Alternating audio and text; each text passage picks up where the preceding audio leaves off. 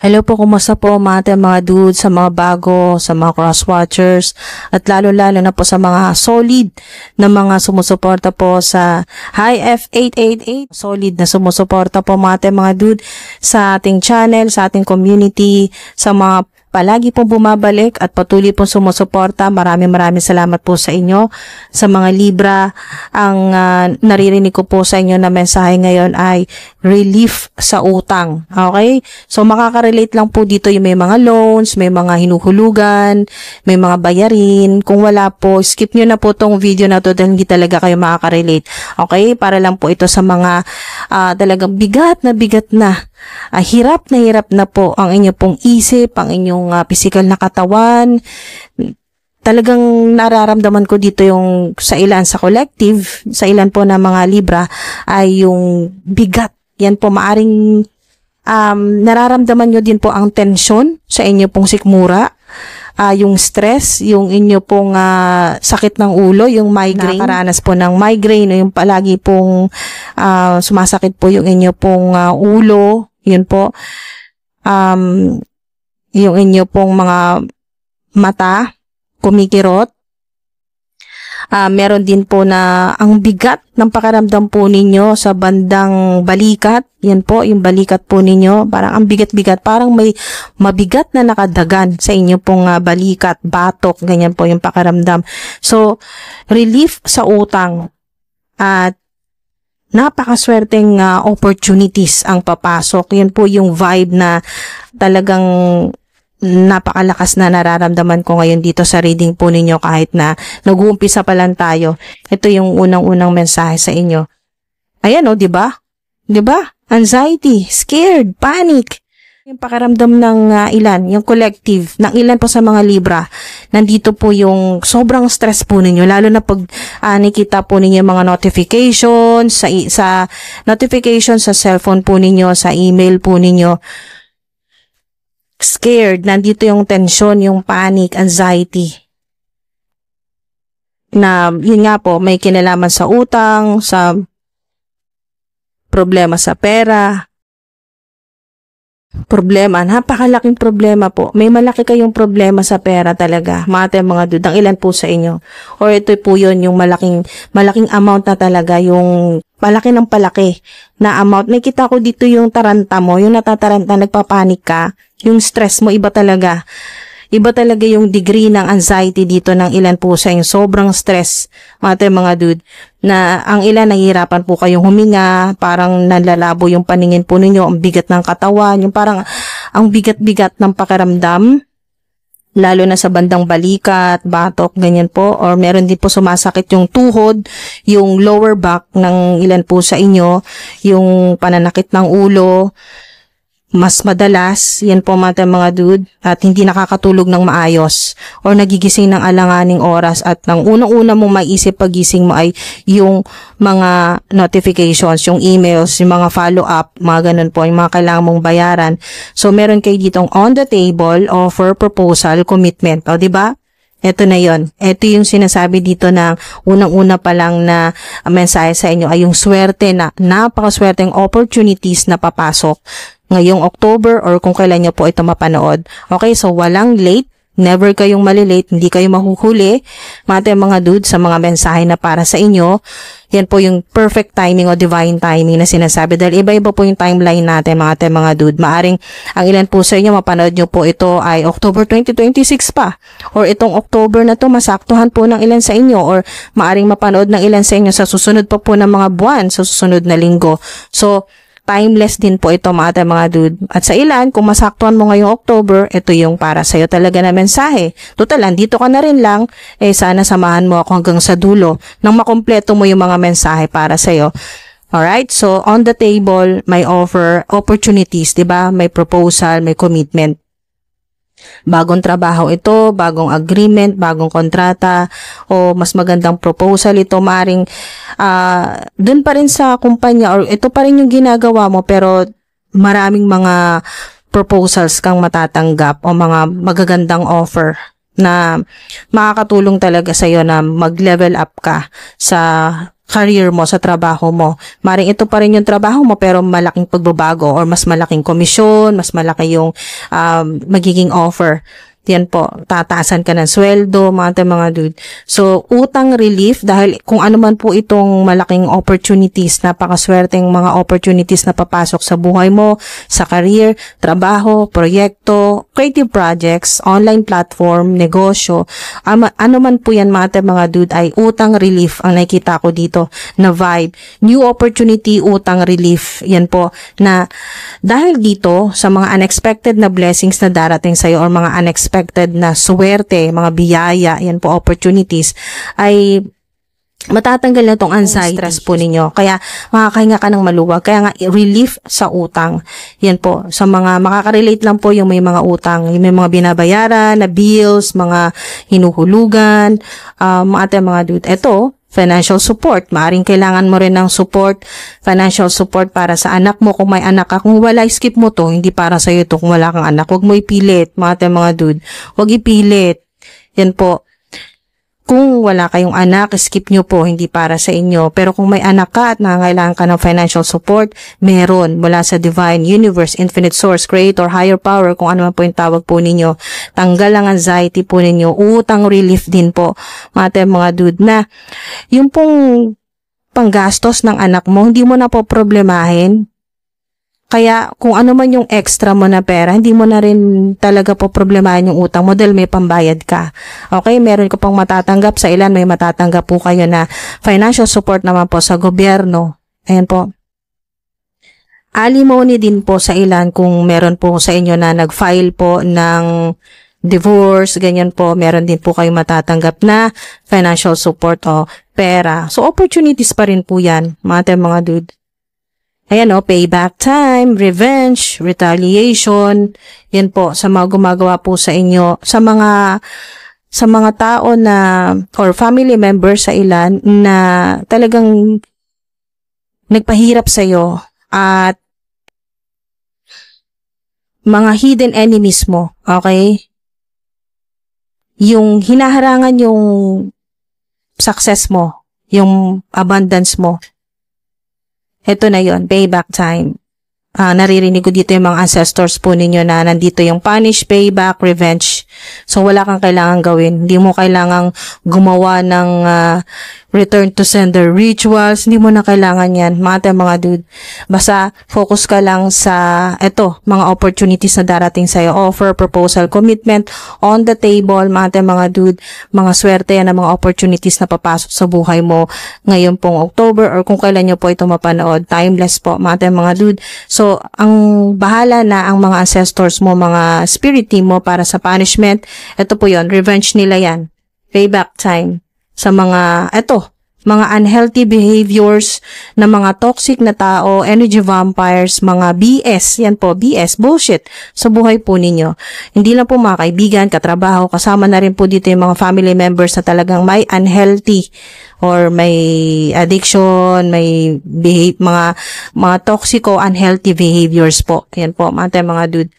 So, maaaring sila din po yung humihila sa inyo pababa.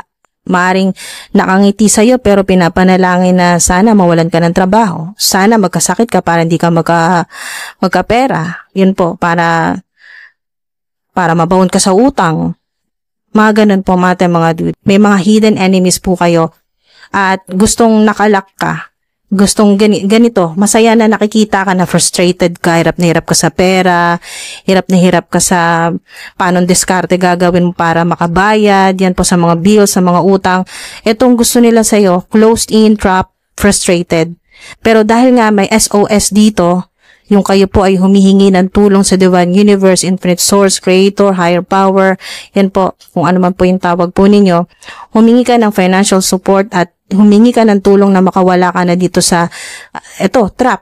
Ito po yun, mawala ka na sa, yung ganito pong, yung poverty, severe poverty, yung gustong isipin ng mga hidden enemies mo, mga kaibigan, katrabaho, boss, family members, lalo na mabigat na energy dito, family members mga dude. Ang masaya sila na nakikita kang stress sa pera. Okay? Ang gusto nila ay, ang naririnig ko dito ay mental imprisonment. Yung parang makulong yung isip mo. Hindi literal na makukulong ka dahil sa mga utang. Hindi po yun. Mga dude, magkaiba po yun. Sana hindi nyo na-skip itong part na to. So, yung makulong ang isip mo sa scarcity mindset, yung poverty mindset, yung mga ganun po, yung limiting beliefs, yung pong mga negative na naiisip po ninyo sa pera, mga dude, or yung kahirapan na hindi makakawala sa kahirapan, hindi matatapos sa mga binabayaran. Pero hindi ka pababayaan ng mga ancestors mo, ng mga spirit guides mo, ng infinite source, kaya nga may financial support. Yun po mga dude, at nakita itong paghingi mo ng tulong or narinig, SOS, mga dude.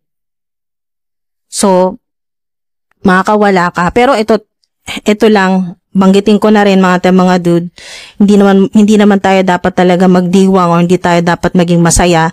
Pero ito, may clue dito na punish, payback, revenge. Ito po yung mga spirit team po ninyo, mga ancestors po ninyo, or mga goddess or deities, mga divine beings na nakikita yung ginagawa sa'yo. Okay, maring hindi mo alam na ginagawa ito sa'yo ng mga family members mo or ng mga kung sino mga tao, okay, na nakakasalamuha mo. Ito pong payback, itong revenge, punish na energy, ang ganti sa mga tao na nagkulong sa'yo sa scarcity, nagkulong sa'yo sa scarcity, mindset, o yung pong minamanifest na lagi ka nalang mahirapan, lagi kang walang pera, lagi kang may problema sa pera, para hindi ka na makausad, hindi ka makatapos sa utang, ganyan po. Yung ganito po, ang payback na sinasabi dito o punishment nila, yung revenge nila sa mga taong gumawa sa'yo. Kasi the family members mo sila, wala silang pake. Basta naningil ang mga ancestors mo, mga sumusuporta sa'yo, gumagabay sa'yo, at pumoprotekta sa'yo. Once na sila ay mag-revenge at maningil na, mga dude, ang hindi lang po mental imprisonment ang nakita ko dito, ikukulong sila sa spirit realm. So, spiritual imprisonment. Pagkakulong, yun po, ikukulong na sila sa, hindi lang yung kanilang mind o yung pag-iisip, no, mga dude, yung kanilang soul. Okay, so hindi naman tayo dapat maging masaya na gano'n na mangyari sa kanila, pero yun po, ipanalangan na lang din po natin dahil kung ito po yung mga family members po ninyo, ayaw nyo rin naman talaga silang mapahamak. So, pwede kayong manalangin. Yan po, ipagdasal ninyo na sana ay hindi ganon katindi ang maging punishment. Okay? Pero, kasi nandito na yung energy, mga dude, so nag-uumpisa na yan, no? So, nandito na. So, maaring nag-umpisa na yung revenge, yung punishment. So, okay, hindi tayo magfo-focus dyan. Dito tayo sa, tingnan natin. Meron dito na 30, 70, 50 ang edad. Maring ikaw ito. O 10 years ka na sa trabaho mo.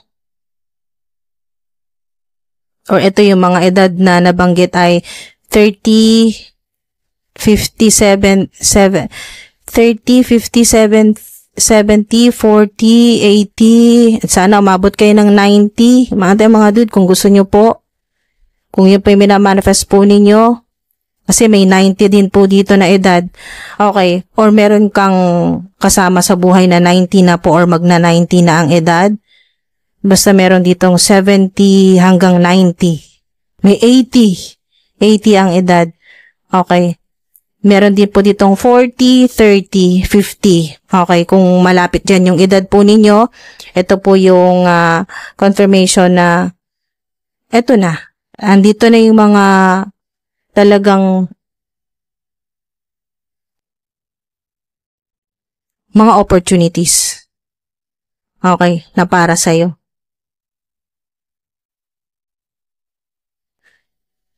divine timing na tiyempo din sa ganong edad mo na maranasan yung maayos na buhay, makabayad na sa mga utang, hindi na po mga problema, at marami mga opportunities. Pwede itong mga numbers na babanggitin ko, angel numbers, isearch po ninyo yung meaning, nasa inyo po yan, kung paano po ninyo gagamitin. Basta mag-responsable po kayo, gamitin po ninyo yung intuition, yung inyo pong discernment, yan po, yung pagmamanifest, mangyayari, depende pa rin po sa faith po ninyo. Okay? Sa intuition at sa action nyo rin po. Mga dude, mga angel numbers, pwedeng lucky dates, mga maswerteng araw po ninyo, kung kailan po kayo makikipag meeting or kung kailan po mangyayari itong offer, proposal, commitment. Yan po. Mga maswerteng araw, maswerteng numbers, yan po mga lucky numbers sa mga nagbabakasakali. O depende po sa inyo kung paano po ninyo gagamitin itong mga lucky numbers na to. 7, 15, 1, 19, 6, 14, 20, 8, 16, 10, 17, 3. Nabanggit ko na ba yung 19? May 12, may 15. Okay, 7, 1, 19, 3. Utang relief na talaga, new opportunities, upgrade any way you can. Diba? Upgrade any way you can. Makapag-upgrade ka na. Mga dude, dahil nga may financial support ka na manggagaling sa Divine Universe, Infinite Source. Financial support, divine money yan or divine inheritance. Pwede din po na itong financial support na to ay galing din po sa mana. Okay? Inheritance. Divine inheritance. Upgrade any way you can. Okay? Kung ano man yung ginagawa mo, deal with it later. Ito mga toxic na to. Ito yung tinutukoy dito. Tinuturo dito yung deal with it later. Huwag mo na silang i-prioritize. Ang baba na. Huwag mo na silang i-prioritize, mga dude. Huwag mo na silang pag-iintindihin.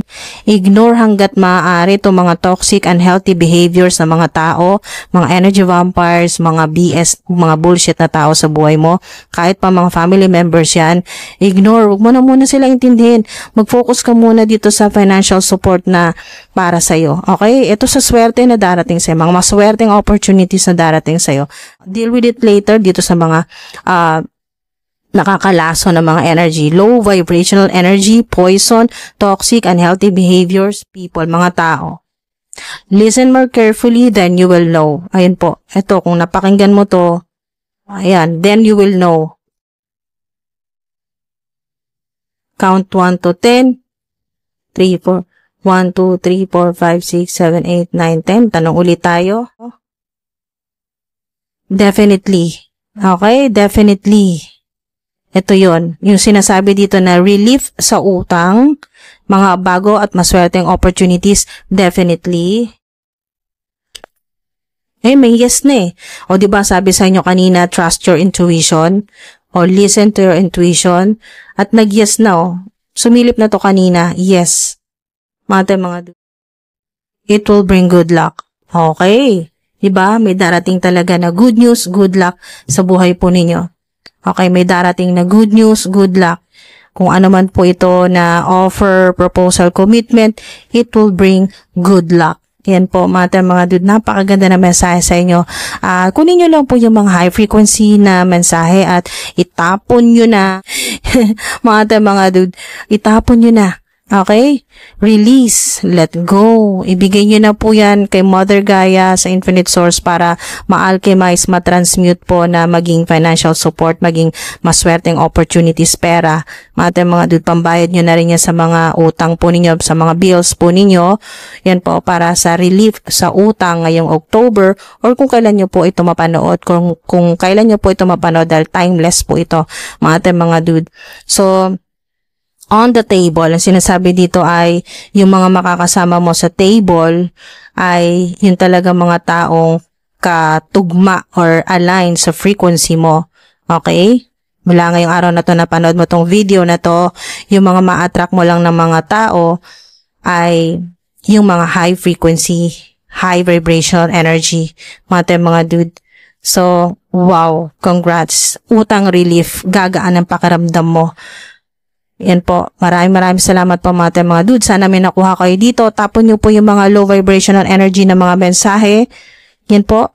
At kunin nyo po yung mapapakinabangan po ninyo. I-amplify po ninyo. At yung mga negative energy ay i-release nyo na po yan kay Mother Gaia sa Infinite Source para ma-transmute, ma-alchemize po na maging swerte po ninyo ng mga opportunities, healing sa inyo pong mga problema sa pera, pati na rin po healing sa inyo pong mind, body, and spirit, mind, body, and soul dahil nga po dito sa low vibrational energy na anxiety, panic, scared, yan po mga dude, o yung kayo ay trapped, frustrated, close in. Okay, so may pahabol bago natin isara ang portal po ninyo.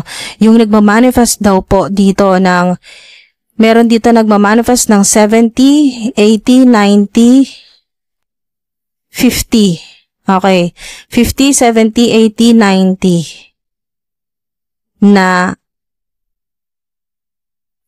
iba-iba po yung currency. Merong dollars. Basta kung nasaan po kayong bansa. Ang minamanifest po ay, maaring nandito ka sa Pilipinas, pero ang minamanifest mo ay 50 hanggang 90. Okay? $1,000. Monthly, may nagmamanifest po ng ganyan. Or maaring ito yon offer sa inyo. 50 hanggang 90. 50, 70, 80, 90. $1,000. So, bahala na po kayo. Convert nyo na po yan sa pesos. Yung amount or mas higit pa. Basta meron dito 90 plus. 90 plus pataas or $100,000 na minamanifest na offer or proposal po yan sa inyo. Wow! Wow! Congrats mga dude. Ingat po palagi. Maraming salamat po mga dude. Hanggang sa susunod po. Thank you po sa oras. Sa divine energy po ninyo. Thank you po. Ingat po.